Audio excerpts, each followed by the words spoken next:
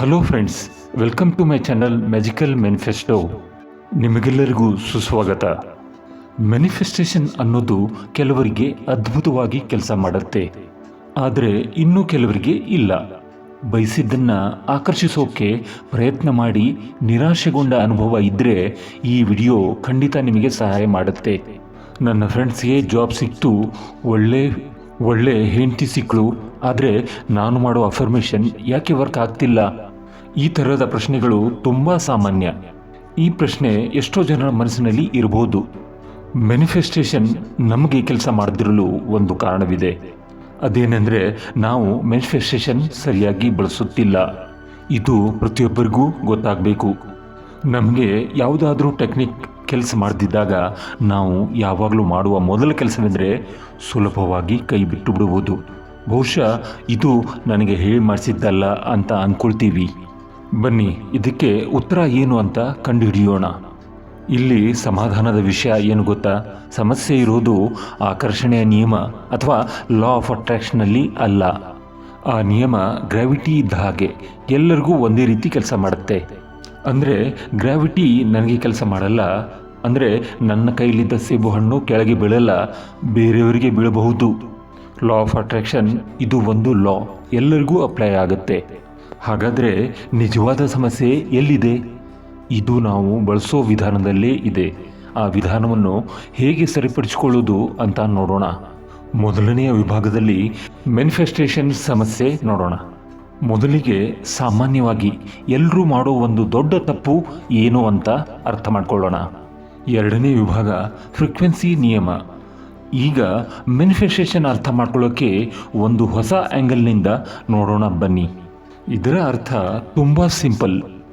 ಒಬ್ಬ ವ್ಯಕ್ತಿ ಏನನ್ನಾದರೂ ಆಕರ್ಷಿಸಿದರೆ ಅವರು ಅದರ ಫ್ರೀಕ್ವೆನ್ಸಿಯಲ್ಲೇ ವೈಬ್ರೇಟ್ ಆಗ್ತಿದ್ದಾರೆ ಅಂತ ಅರ್ಥ.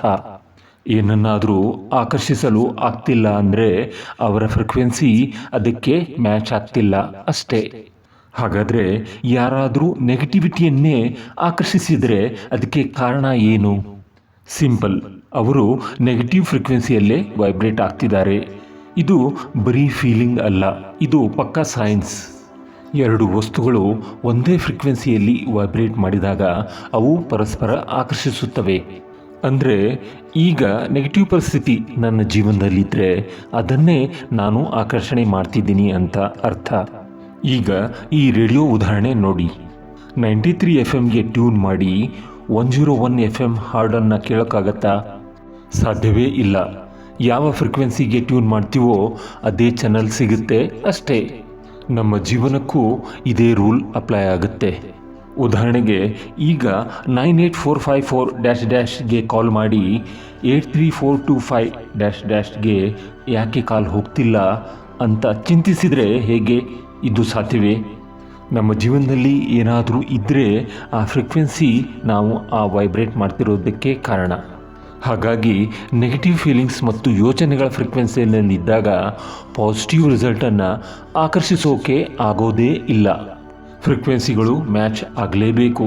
ಹಾಗಾದರೆ ನಮ್ಮ ಫ್ರೀಕ್ವೆನ್ಸಿನ ಚೇಂಜ್ ಮಾಡೋದು ಹೇಗೆ?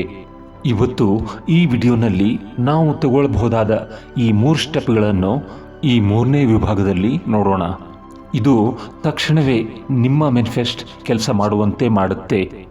ನಂತರ ಇದು ನನಗೆ ಕೆಲಸ ಮಾಡಿದೆ ಅಂತ ಎಲ್ಲರೂ ಹೇಳುವಂತೆ ನೀವು ಸಹ ಹಿಂತಿರುಗಿ ಬಂದು ನನಗೂ ಸಹ ಇದು ವರ್ಕ್ ಆಯಿತು ಅಂತ ಹೇಳ್ತೀರಿ. ಆದರೆ ನೀವು ಎಲ್ಲ ಸ್ಟೆಪ್ಗಳನ್ನು ಅಪ್ಲೈ ಮಾಡಲೇಬೇಕು. ಒಂದು ಸ್ಟೆಪ್ ಮಿಸ್ ಮಾಡಿದರೂ ಆಗಲ್ಲ. ಆದ್ದರಿಂದ ವಿಡಿಯೋ ಕೊನೆವರೆಗೂ ನೋಡಿ.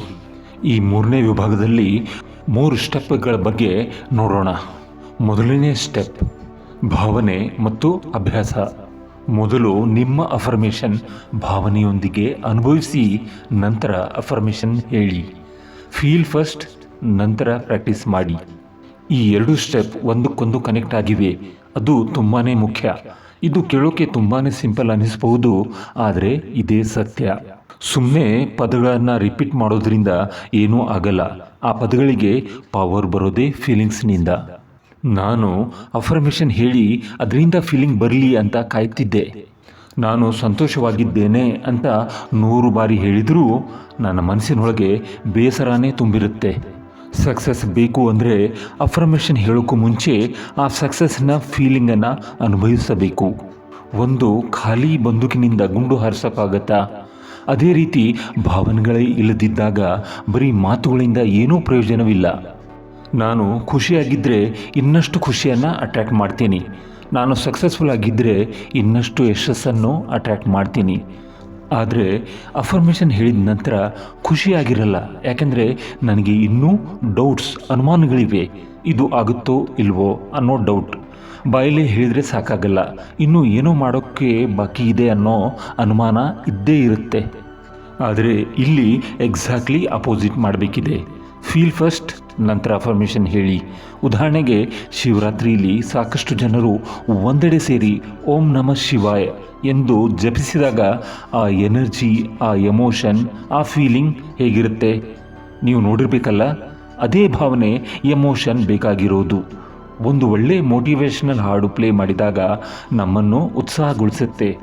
ಜಿಮ್ನಲ್ಲಿ ಮ್ಯೂಸಿಕ್ ಹಾಕಿದಾಗ ಎಕ್ಸರ್ಸೈಸ್ ಮಾಡೋಕ್ಕೆ ಮೂಡ್ ಬರುತ್ತೆ. ಈ ಫೀಲಿಂಗ್ಸ್ ಇದೆಯಲ್ಲ, ಇದೇ ಈ ನಿರ್ಜೀವ ಹೇಳಿಕೆಗಳಿಗೆ ಅಂದರೆ ಅಫರ್ಮೇಷನ್ಗಳಿಗೆ ಜೀವ ಕೊಡೋದು. ಹಾಗಾದರೆ ಈ ಫೀಲಿಂಗ್ಸನ್ನು ಹೇಗೆ ಕ್ರಿಯೇಟ್ ಮಾಡೋದು? ತುಂಬ ಸುಲಭ. ಒಳ್ಳೆ ಎನರ್ಜಿ ಕೊಡೋ ಹಾಡನ್ನು ಕೇಳಬಹುದು. ಒಂದು ಫನ್ನಿ ವಿಡಿಯೋ ನೋಡಿ ಜೋರಾಗಿ ನಗಬಹುದು. ಮಕ್ಕಳ ಜೊತೆ ಆಟ ಆಡಬಹುದು, ಸ್ವಲ್ಪ ಕುಣಿದಾಡಬಹುದು. ಸುತ್ತಮುತ್ತ ಇರೋ ಯಾವುದಾದ್ರೂ ಒಂದು ವಿಷಯ ನೋಡಿ ವಾವ್ ಅನ್ನೋ ಕಾರಣ ಹುಡುಕೋಬಹುದು. ಆ ಕ್ಷಣದಲ್ಲಿ ಆ ಪಾಸಿಟಿವ್ ಫೀಲ್ ಪೀಕ್ ಲೆವೆಲ್ನಲ್ಲಿದ್ದಾಗ ಅಫರ್ಮೇಷನ್ ಹೇಳಬೇಕು. ಆಗ ನೋಡಿ ಆ ಎನರ್ಜಿ ಆ ಮಾತುಗಳಿಗೆ ಸೇರ್ಕೊಳ್ಳುತ್ತೆ. ಒಂದು ಯೂಟ್ಯೂಬ್ ವಿಡಿಯೋನಲ್ಲಿ ಪುಟ್ಟ ಮಗು ತೊದಲು ಮಾತಾಡಿದಾಗ ನಿಮ್ಮ ಮುಖದಲ್ಲಿ ನಗು ಮೂಡುತ್ತೆ. ಅದೇ ಕ್ಷಣ ನಿಮ್ಮ ಅಫರ್ಮೇಷನ್ ಹೇಳಿ. ಟಿವಿನಲ್ಲಿ ಕ್ರಿಕೆಟ್ ನೋಡ್ತಿದ್ದಾಗ 4-6 ಹೊಡೆದಾಗ ಎದ್ದು ನಿಂತು ಚಪ್ಪಾಳೆ ತಟ್ಟಿರ್ತಿರಲ್ಲ, ಅದೇ ಸಮಯ ನಿಮ್ಮ ಅಫರ್ಮೇಷನ್ ಸಮಯ.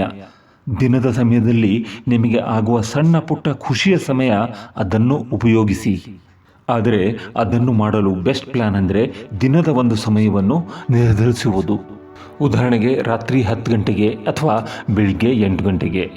ಉತ್ಸಾಹ ಬರಲು ಮ್ಯೂಸಿಕ್ ಕೇಳಿ, ಸ್ವಲ್ಪ ಲೈಟ್ ಎಕ್ಸಸೈಸ್ ಮಾಡಿ, ಮಕ್ಕಳೊಂದಿಗೆ ಆಟವಾಡಿ. ಮದುವೆ ಆಗಿದ್ದರೆ ಪಾರ್ಟ್ನರ್ ಜೊತೆ ರೊಮ್ಯಾಂಟಿಕ್ ಆಗಿರಿ. ಆಗ ನಿಮ್ಮ ಅಫರ್ಮೇಷನ್ನಲ್ಲಿ ಜೀವ ತುಂಬ್ತೀರಿ. ಫೀಲಿಂಗ್ಸ್ ಇಲ್ದಿದ್ರೆ ಅದು ಒಂದು ನಿರ್ಜೀವ ಸ್ಟೇಟ್ಮೆಂಟ್, ಒಂದು ಪೇಪರ್ ಮೇಲೆ ಬರೆದ ಕೆಲವು ಶಬ್ದಗಳು ಮಾತ್ರ. ಇದನ್ನು ಕೊನೆ ಪಕ್ಷ 21 ದಿನದವರೆಗೆ ಸ್ಥಿರವಾಗಿ ಪ್ರಾಕ್ಟೀಸ್ ಮಾಡೋದು ತುಂಬ ಮುಖ್ಯ. ಉದಾಹರಣೆಗೆ ನೀವು ಸೂರ್ಯನ ಬೆಳಕಿಗೆ ಒಂದು ಭೂತ ಕನ್ನಡಿಯನ್ನು ಸತತವಾಗಿ ಒಂದು ಪೇಪರ್ ಮೇಲೆ ಫೋಕಸ್ ಮಾಡಿದಾಗ ಬೆಂಕಿ ಕಾಣುತ್ತೆ. ಅದನ್ನು ಶೇಕ್ ಮಾಡಿದರೆ ಆಗಲ್ಲ. 1-2 ದಿನ ಪ್ರಾಕ್ಟೀಸ್ ಮಾಡಿ ಮ್ಯಾನಿಫೆಸ್ಟ್ ಆಗಲಿಲ್ಲ ಅನ್ನೋದು ಇದೇ ರೀತಿ. ಯಾವುದೇ ಟೆಕ್ನಿಕ್ ಆದರೂ ಸರಿ 21 ದಿನದ ಪ್ರಾಕ್ಟೀಸ್ ಕಂಪಲ್ಸರಿ. ಇದಕ್ಕೆ ಯಾವುದೇ ವಿನಾಯಿತಿ ಇಲ್ಲ. ಕೆಲವು ದಿನ ಪ್ರಾಕ್ಟೀಸ್ ಮಾಡಿ ರಿಸಲ್ಟ್ ಬರಲಿಲ್ಲ ಅಂದಾಗ ನಿಲ್ಲಿಸಿಬಿಡ್ತಾರೆ. ನೋಡಿ, ಕನ್ಸಿಸ್ಟೆನ್ಸಿ ಇಲ್ಲಾಂದರೆ ಯಾವ ಎಕ್ಸಸೈಸು ಕೂಡ ವರ್ಕ್ ಆಗಲ್ಲ. ಹಾಗೆಯೇ ಕನ್ಸಿಸ್ಟೆನ್ಸಿ ಇಲ್ಲದೇ ಮ್ಯಾನಿಫೆಸ್ಟೇಷನ್ ಕೂಡ ಕೆಲಸ ಮಾಡಲ್ಲ. ಅದಕ್ಕೆ ಇವತ್ತಿನಿಂದ ಮುಂದಿನ 21 ದಿನಗಳ ಕಾಲ ಪ್ರತಿದಿನ ಪ್ರಾಕ್ಟೀಸ್ ಮಾಡ್ತೀನಿ ಅಂತ ಒಂದು ನಿರ್ಧಾರ ತೆಗೆದುಕೊಂಡು ಈಗಲೇ ಕಾಮೆಂಟ್ ಬಾಕ್ಸ್ನಲ್ಲಿ 21 ಅಂತ ಕಾಮೆಂಟ್ ಮಾಡಿ. ಎಷ್ಟೊಂದು ಜನರಿಗೆ ಜಾಬ್ ಸಿಕ್ಕಿದೆ, ಕೆಲವರ ಡಿಪ್ರೆಷನ್ ಹೋಗಿದೆ. ಒಬ್ಬರು ಹೇಳ್ತಾರೆ ಎಷ್ಟೋ ವರ್ಷಗಳ ನಂತರ ಶಾಂತಿ ನೆಮ್ಮದಿಯಿಂದ ನಿದ್ದೆ ಮಾಡಿದೆ. ಯಾವುದೇ ಟೆಕ್ನಿಕ್ ಮಾಡಿದರೂ ಆಗತ್ತೆ, ಇಂಥದ್ದೇ ಬೇಕು ಅಂತ ಏನಿಲ್ಲ. ಇನ್ನು 4ನೇ ವಿಭಾಗಕ್ಕೆ ಬರೋಣ. ಇದರಲ್ಲಿ ನಾವು ಮನಸ್ಥಿತಿ ಮತ್ತು ನಂಬಿಕೆಗಳ ಬಗ್ಗೆ ಮಾತಾಡೋಣ. ಈಗ ನಮ್ಮ ಹೊರಗಿನ ಪ್ರಪಂಚದಿಂದ ಒಳಗಿನ ಪ್ರಪಂಚಕ್ಕೆ ಬರೋಣ. ಅಂದರೆ ನಮ್ಮ ಮೈಂಡ್ಸೆಟ್ ಮತ್ತು ಬಿಲೀಫ್ ಬಗ್ಗೆ ಗಮನ ಕೊಡೋಣ. ಸ್ಟೆಪ್ ನಂಬರ್ 2, ಪವರ್ಫುಲ್ ನಂಬಿಕೆ ವರ್ಸಸ್ ವೀಕ್ ವಿಶ್ವಾಸ.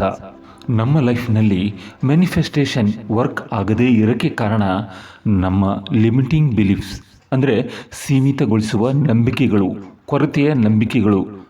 ಈ ಲಿಮಿಟಿಂಗ್ ಬಿಲೀಫ್ ಅಂದರೆ ಏನು? ನಿಮ್ಮ ಜೀವನದಲ್ಲಿ ನೀವು ಅನುಭವಿಸುತ್ತಿರುವ ಯಾವುದೇ ನೆಗೆಟಿವಿಟಿ ಅಥವಾ ಯಾವುದೇ ನೆಗೆಟಿವ್ ರಿಸಲ್ಟ್ ತಗೊಳ್ಳಿ. ಉದಾಹರಣೆಗೆ ನೀವು ಸ್ಯಾಡ್ ಫೀಲಿಂಗ್ನಲ್ಲಿದ್ದಿರಿ, ಅಂದರೆ ದುಃಖಿತರಾಗಿದ್ದಿರಿ. ಅದಕ್ಕೆ ಕಾರಣವನ್ನು ಒಂದು ಪೇಪರ್ನಲ್ಲಿ ಬರೆಯಿರಿ. ಅದೇ ನಿಮ್ಮ ಲಿಮಿಟಿಂಗ್ ಬಿಲೀಫ್, ಸೀಮಿತಗೊಳಿಸುವ ನಂಬಿಕೆ. ಅದಕ್ಕಾಗಿ ನೀವು ನಿಮ್ಮ ಗುರಿಯನ್ನು ಸಾಧಿಸಲಾಗ್ತಿಲ್ಲ. ಉದಾಹರಣೆಗೆ, ಯಾರೂ ನನ್ನನ್ನು ಪ್ರೀತಿಸದ ಕಾರಣ ನಾನು ದುಃಖಿತನಾಗಿದ್ದೇನೆ. ಇದರರ್ಥ ಯಾರೂ ನನ್ನನ್ನು ಪ್ರೀತಿಸುತ್ತಿಲ್ಲ ಅನ್ನೋದು ಲಿಮಿಟಿಂಗ್ ಬಿಲೀಫ್. ಇದು ನನ್ನನ್ನು ಇನ್ನಷ್ಟು ದುಃಖಿತನನ್ನಾಗಿ ಮಾಡುತ್ತೆ. ಈ ದುಃಖ, ಈ ಬಿಲೀಫ್ನಿಂದಾಗಿ ನಿಮ್ಮ ಗುರಿಯನ್ನು ತಲುಪಲಾಗ್ತಿಲ್ಲ. ಪ್ರತಿಯೊಬ್ಬರಲ್ಲೂ ಕೆಲವು ಸೀಮಿತಗೊಳಿಸುವ ನಂಬಿಕೆಗಳಿರ್ತವೆ. ಅದನ್ನು ಕಂಡು ಹಿಡಿಯೋಕೆ ಇಲ್ಲಿ ಒಂದು ಸಿಂಪಲ್ ಎಕ್ಸಸೈಸ್ ಇದೆ. ಜೀವನದಲ್ಲಿ ಸಿಗ್ತಿರೋ ಒಂದು ನೆಗೆಟಿವ್ ರಿಸಲ್ಟನ್ನು ತಗೊಂಡು ಈ ವಾಕ್ಯವನ್ನು ಪೂರ್ತಿಗೊಳಿಸಬೇಕು. ನನಗೆ ಇಂತಹ ನಕಾರಾತ್ಮಕ ಫಲಿತಾಂಶ ಸಿಗುತ್ತಿದೆ, ಯಾಕಂದರೆ.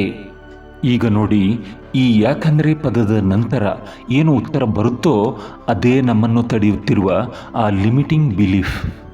ಉದಾಹರಣೆಗೆ, ನಾನು ಎಕ್ಸಾಮ್ನಲ್ಲಿ ಫೇಲ್ ಆಗ್ತಿದ್ದೀನಿ ಯಾಕಂದರೆ ನನಗೆ ಓದೋಕ್ಕೆ ಇಷ್ಟ ಇಲ್ಲ, ಅಥವಾ ನಾನು ಸೈನ್ಸ್ನಲ್ಲಿ ವೀಕ್ ಅನ್ನೋ ತರಹದ ಕಾರಣಗಳೇ ನಮ್ಮ ನಂಬಿಕೆಗಳಾಗಿ ಕೂತು ಬಿಟ್ಟಿರ್ತವೆ.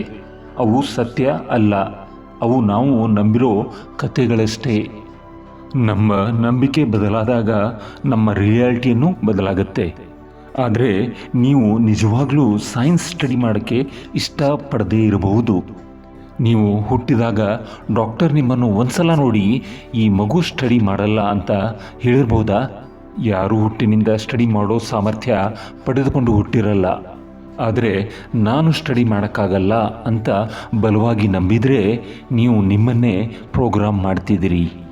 ಇದು ಸತ್ಯ ಅಂತೂ ಖಂಡಿತ ಅಲ್ಲ. ನೀವು ಇದನ್ನೇ ಪಾಸಿಟಿವ್ ನಂಬಿಕೆಯನ್ನಾಗಿ ಕನ್ವರ್ಟ್ ಮಾಡಬಹುದು. ಅದು ಒಂದು ಪಾಸಿಟಿವ್ ಅಫರ್ಮೇಷನ್ ಮೂಲಕ ಕನ್ವರ್ಟ್ ಮಾಡಬಹುದು. ನಿಮ್ಮ ಜೀವನದಲ್ಲಿ ಇದೇ ತರಹ ಏನೇನೋ ನೆಗೆಟಿವ್ ಎಮೋಷನ್ಸ್, ಭಾವನೆಗಳಿವೆ. ಅವೆಲ್ಲವೂ ಲಿಮಿಟಿಂಗ್ ಬಿಲೀಫ್ಸ್, ನಂಬಿಕೆಗಳೇ. ಅವುಗಳನ್ನು ಒಂದೊಂದಾಗಿ ಯಾಕಂದರೆ ಅನ್ನೋ ಪದದಿಂದ ಪೂರ್ತಿಗೊಳಿಸಿ ನಂತರ ಅದನ್ನು ಪಾಸಿಟಿವ್ ಸ್ಟೇಟ್ಮೆಂಟ್ ಆಗಿ ಪರಿವರ್ತನೆ ಮಾಡಿ. ಇನ್ನು ಕೊನೆಯ ಇಂಪಾರ್ಟೆಂಟ್ ಸ್ಟೆಪ್ ಹೇಳುವ ಮುನ್ನ, ನೀವು ಈ ಚಾನಲ್ಗೆ ಹೊಸದಾಗಿ ಬಂದಿದ್ದರೆ ಸಬ್ಸ್ಕ್ರೈಬ್ ಮಾಡಲು ಮರೆಯಬೇಡಿ. ಈ ವಿಷಯ ನಿಮಗೆ ವ್ಯಾಲ್ಯೂ ಅನಿಸಿದರೆ ಲೈಕ್ ಮಾಡಿ, ಕಾಮೆಂಟ್ ಮಾಡಿ ಮತ್ತು ದಯವಿಟ್ಟು ಶೇರ್ ಮಾಡಿ. ಕೊನೆಯ ಇಂಪಾರ್ಟೆಂಟ್ ಸ್ಟೆಪ್ ನಂಬರ್ 3, ನಮ್ಮ ದಿನಚರ್ಯ, ನಮ್ಮ ಡೈಲಿ ರೂಟೀನ್. ನಮ್ಮ ದಿನದ 90% ಭಾಗದ ಎಮೋಷನ್, ಭಾವನೆಗಳು ಪಾಸಿಟಿವ್ ಆಗಿರಲ್ಲ, ಸಕಾರಾತ್ಮಕವಾಗಿರಲ್ಲ. ನಾವಿದನ್ನು ಸುವರ್ಣ ಅನುಪಾತ ಅಥವಾ ಗೋಲ್ಡನ್ ರೇಷಿಯೋ ಅಂತ ಹೇಳೋಣ. ಏನಿದು ಗೋಲ್ಡನ್ ರೇಷಿಯೋ? ಅಂದರೆ ಒಂದು ದಿನದಲ್ಲಿ ಕನಿಷ್ಠ 90% ಸಮಯ ಪಾಸಿಟಿವ್ ಫೀಲಿಂಗ್ನಲ್ಲಿ ಇರಬೇಕು. ನೋಡಿ, ನಾವು ಮನುಷ್ಯರಾದ ಮೇಲೆ ಸ್ವಲ್ಪ ನೆಗೆಟಿವಿಟಿ ಸಹಜ. ಅದಕ್ಕೆ ಒಂದು 10% ಜಾಗ ಇದೆ. ಆದರೆ ಹೆಚ್ಚಿನ ಸಮಯ ಪಾಸಿಟಿವ್ ಆಗಿದ್ದರೆ ಮಾತ್ರ ನಮ್ಮ ಫ್ರೀಕ್ವೆನ್ಸಿ ಹೈ ಲೆವೆಲ್ನಲ್ಲಿ ಇರುತ್ತೆ. ಆದರೆ ದುರಾದೃಷ್ಟ ಅಂದರೆ ಹೆಚ್ಚಿನ ಜನ ಇದರ ಉಲ್ಟಾ, ಅಂದರೆ ಡೆಡ್ ರೇಷಿಯೋನಲ್ಲಿ ಜೀವನ ಮಾಡ್ತಾರೆ. ದಿನದ 90% ಟೈಮ್ ಚಿಂತೆ, ಕೋಪ ಅಥವಾ ಬೇಜಾರಲ್ಲಿ ಇರ್ತಾರೆ. ಯೋಚನೆ ಮಾಡಿ, ಇಡೀ ದಿನ ನೆಗೆಟಿವ್ ಫ್ರೀಕ್ವೆನ್ಸಿನಲ್ಲಿ ಇದ್ದು ಬರೀ 5 ನಿಮಿಷ ಅಫರ್ಮೇಷನ್ ಹೇಳಿದರೆ ಅದು ಹೇಗೆ ಕೆಲಸ ಮಾಡೋಕ್ಕೆ ಸಾಧ್ಯ? ನಿಮ್ಮ ಮ್ಯಾನಿಫೆಸ್ಟೇಷನ್ ಕೆಲಸ ಮಾಡಬೇಕಂದ್ರೆ ಗೋಲ್ಡನ್ ರೇಷಿಯೋನಲ್ಲಿ ನಿಮ್ಮ ಭಾವನೆಗಳು ಇರಬೇಕು. ಅಂದರೆ ಬೆಳಿಗ್ಗೆ ಎದ್ದ ಸಮಯದಿಂದ ರಾತ್ರಿ ಮಲಗುವವರೆಗೆ ನಿಮ್ಮ 90% ಎಮೋಷನ್ ಪಾಸಿಟಿವ್ ಆಗಿರಬೇಕು. ಕೇವಲ 10% ಮಾತ್ರ ನೆಗೆಟಿವ್ ಇರಬೇಕು. ಅಂದರೆ 10%ಗಿಂತ ಜಾಸ್ತಿ ನೆಗೆಟಿವ್ ಭಾವನೆ ಇರಲೇಕೂಡದು. ಬಹಳ ಜನ ಹೇಳ್ತಾರೆ, ನಾನು ಪ್ರತಿದಿನ ಅಫರ್ಮೇಷನ್ ಹೇಳ್ತೀನಿ, ಫೀಲಿಂಗ್ ಮಾಡ್ತೀನಿ. ಹಾಗಾದರೆ ನಿಮ್ಮ ಎಮೋಷನಲ್ ರೇಷಿಯೋ ಎಷ್ಟಿದೆ? ಅದು 90% ಪಾಸಿಟಿವ್, 10% ನೆಗೆಟಿವ್ ಇದೆಯಾ? ಆದರೆ ನಿಜವಾಗ್ಲೂ ನೋಡಿದರೆ ಇದರ ಉಲ್ಟಾನೇ ಇರುತ್ತೆ. 90% ನೆಗೆಟಿವ್, ಕೇವಲ 10% ಪಾಸಿಟಿವ್. ಕಳೆದ 21 ದಿನಗಳಲ್ಲಿ ನಿಮ್ಮ ಎಮೋಷನಲ್ ರೇಷಿಯೋ ನೀವೇ ಒಂದು ಸಲ ಚೆಕ್ ಮಾಡಿ. ಅದು 1% ಪಾಸಿಟಿವ್, 99% ನೆಗೆಟಿವ್ ಬರಬಹುದು. ಹೀಗಾದಲ್ಲಿ ಮ್ಯಾನಿಫೆಸ್ಟೇಷನ್ ವರ್ಕ್ ಆಗುತ್ತಾ? ಹೀಗೊಂದು ಸಲ ವಿಚಾರ ಮಾಡಿ. ಯಾರ್ದೋ 90% ಪಾಸಿಟಿವ್ ರೇಷಿಯೋ ಇದ್ದರೆ ಅವರ ಅಫರ್ಮೇಷನ್ ವರ್ಕ್ ಆಗುತ್ತಾ? ಖಂಡಿತವಾಗಿ ಡೌಟೇ ಇಲ್ಲ. ನನ್ನದೇ ಸ್ವಂತ ಉದಾಹರಣೆ ಇದೆ. ಖಂಡಿತ ನಿಮಗೂ ವರ್ಕ್ ಆಗುತ್ತೆ. 10% ನೆಗೆಟಿವ್ ಇರಲಿ, ಯಾಕಂದರೆ ನಾವು ಮನುಷ್ಯರೇ ತಾನೇ. ಸುಮ್ಮನೆ ಪಾಸಿಟಿವ್ ಆಗಿರು ಅಂತ ಹೇಳೋದು ಸುಲಭ, ಆದರೆ ಮಾಡೋದು ಕಷ್ಟ ಅಲ್ವಾ? ನಾವೇ ಉದ್ದೇಶಪೂರ್ವಕವಾಗಿ ರಚನೆ ಮಾಡಬೇಕು. ನಿಮಗೆ ಎಕ್ಸಸೈಸ್ ಮಾಡೋದು ಕಷ್ಟ ಅನಿಸುತ್ತೆ ಅಂದ್ಕೊಳ್ಳಿ. ಅಫರ್ಮೇಷನ್ ಹೇಳ್ತಿದ್ರೂ ಮನಸ್ಸು ಒಪ್ಪಲ್ಲ. ಉದಾಹರಣೆಗೆ ರಾಕಿ ಸಿನಿಮಾದ ಆ ಟೈಟಲ್ ಸಾಂಗ್, ಆ ಮ್ಯೂಸಿಕ್ ನಿಮ್ಮ ರಕ್ತದಲ್ಲಿ ಒಂದು ರೀತಿಯ ಶಕ್ತಿಯನ್ನು ತುಂಬುತ್ತೆ. ಆಗ ಆ ಮಾತಿಗೆ ಒಂದು ತೂಕ ಮತ್ತು ಶಕ್ತಿ ಬರುತ್ತೆ. ಅಂದರೆ ಮೊದಲು ಭಾವನೆಯನ್ನು ಸೃಷ್ಟಿ ಮಾಡಿ ಆಮೇಲೆ ಆ ಭಾವನೆಯನ್ನು ನಮ್ಮ ಗುರಿಗೆ ಜೋಡಿಸೋದು. ಒಂದು ಕಾಮಿಡಿ ಕ್ಲಿಪ್ ನೋಡಿ, ಹೊಟ್ಟೆ ಹುಣ್ಣಾಗುವಷ್ಟು ನಕ್ಕು ಆ ನಗುವಿನ ಶಕ್ತಿಯನ್ನು ಬಳಸಿ ಅಫರ್ಮೇಷನ್ ಹೇಳಿ. ಜೀವನ ಅಷ್ಟು ಸರಳ ಅಲ್ಲ. ಆಫೀಸ್ನಲ್ಲಿ ಟೆನ್ಷನ್, ಟ್ರಾಫಿಕ್ ಕಿರಿಕಿರಿ ಇವೆಲ್ಲದರ ಮಧ್ಯೆ 90% ಪಾಸಿಟಿವ್ ಆಗಿರೋದು ಕಷ್ಟನೇ. ದಿನದಲ್ಲಿ ಸಹಜವಾಗಿ ಮೂಡುವ ಸಕಾರಾತ್ಮಕ ಭಾವನೆ ಗುರುತಿಸಿ ಅವುಗಳನ್ನು ಆಗಲೇ ಬಳಸಿಕೊಳ್ಳೋದು. ಒಂದು ಕಪ್ ಬಿಸಿ ಕಾಫಿ ಕುಡಿದಾಗ ಆ ಸಿಗೋ ಆರಾಮ, ಆ ಖುಷಿ, ಅದನ್ನೇ ಬಳಸಿಕೊಳ್ಳೋದು. ಕೊನೆಯದಾಗಿ 5ನೇ ವಿಭಾಗ, ಮ್ಯಾನಿಫೆಸ್ಟೇಷನ್ ಟೂಲ್ ಕಿಟ್. ಸರಿ, ನಾವು ಇಷ್ಟೊತ್ತು ಚರ್ಚೆ ಮಾಡಿದ ಈ 3 ಸ್ಟೆಪ್ಗಳನ್ನು ಒಟ್ಟಿಗೆ ಸೇರಿಸಿ ಒಂದು ಮ್ಯಾನಿಫೆಸ್ಟೇಷನ್ ಟೂಲ್ ಕಿಟ್ ಥರ ನೋಡೋಣ. ಈ 3 ಹಂತಗಳು ಒಂದು ದಾರಿದೀಪದ ಹಾಗೆ. 1ನೇದು, ಅಫರ್ಮೇಷನ್ ಹೇಳೋಕ್ಕೂ ಮುಂಚೆ ಫೀಲ್ ಮಾಡಬೇಕು ಮತ್ತು ಪ್ರತಿದಿನ ಅಭ್ಯಾಸ ಮಾಡಬೇಕು. 2ನೇದು, ನಮ್ಮನ್ನು ತಡೆಯುತ್ತಿರುವ ಆ ನಂಬಿಕೆಗಳನ್ನು ಬದಲಾಯಿಸಬೇಕು. ಮತ್ತು 3ನೇದು, ದಿನಪೂರ್ತಿ ಆ 90 ಮತ್ತು 10 ಗೋಲ್ಡನ್ ರೇಷಿಯೋ ಮೇಂಟೈನ್ ಮಾಡಬೇಕು. ಈ 3ನ್ನು ಒಟ್ಟಿಗೆ ಅಪ್ಲೈ ಮಾಡಿದಾಗ ರಿಸಲ್ಟ್ ಖಂಡಿತ ಸಿಕ್ಕೇ ಸಿಗುತ್ತೆ. ಹಾಗಾದರೆ ಈ ಒಂದು ಪ್ರಶ್ನೆಯೊಂದಿಗೆ ಈ ಚರ್ಚೆಯನ್ನು ಮುಗಿಸೋಣ. ನಮ್ಮ ಭಾವನೆಗಳಿಗೆ ನಮ್ಮ ರಿಯಾಲಿಟಿಯನ್ನು ಸೃಷ್ಟಿ ಮಾಡೋ ಶಕ್ತಿ ಇದೆ. ಹಾಗಿದ್ದರೆ ಈ ಕ್ಷಣದಲ್ಲಿ ನಮ್ಮ ಆಲೋಚನೆಗಳು ಮತ್ತು ಭಾವನೆಗಳ ಮೂಲಕ ನಾವು ಯಾವ ಭವಿಷ್ಯವನ್ನು ಸೃಷ್ಟಿ ಮಾಡ್ತಾ ಇದ್ದೀವಿ? ದಯವಿಟ್ಟು ಕಾಮೆಂಟ್ ಮಾಡಿ. ಮತ್ತೆ ಹೊಸ ವಿಷಯಗಳೊಂದಿಗೆ ಮತ್ತೆ ಬೇಗನೆ ಭೇಟಿಯಾಗುವ.